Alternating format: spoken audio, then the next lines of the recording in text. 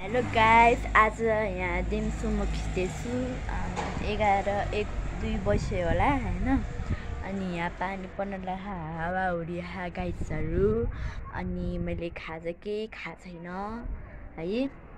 अनि यस्तो के मेरो के भन्छ साथीले भ्लग बनाऊ भनेर मैले बनाएको यो भ्लग। साथी नचाहिँ म बनाउँदिनँ थिएँ। यहाँ लाइटै म किचनमा जान्छु भोग ल्याएर। के खाम त साथीहरू, केही खानेकुरा छैन। एकछिन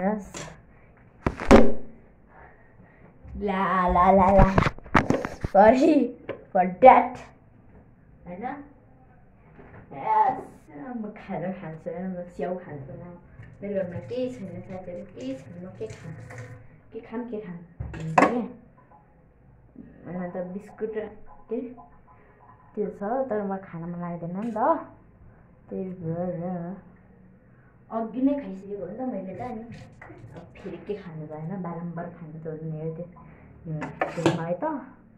अनि त्यही भएर साथीहरू खाइदिनु न त होइन। स्याउ घरमा स्याउ नै थियो, अनि स्याउै खानु पऱ्यो नि होइन।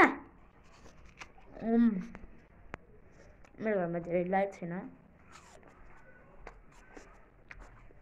मेरो कति धेरै पिम्पल्स आयो क्या। यो पिम्पल कसरी हटाउने भनिदिनुहोस् न गाइजहरू। मलाई थाहा छैन कसरी हटाउने भनेर। जाँदैन क्या। 2:50 हुन लागिसक्यो। 50 मिनट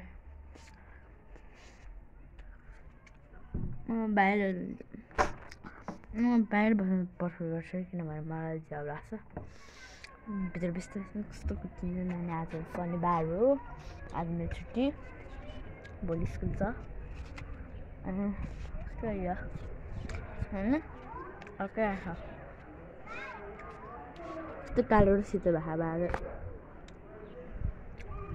अहिले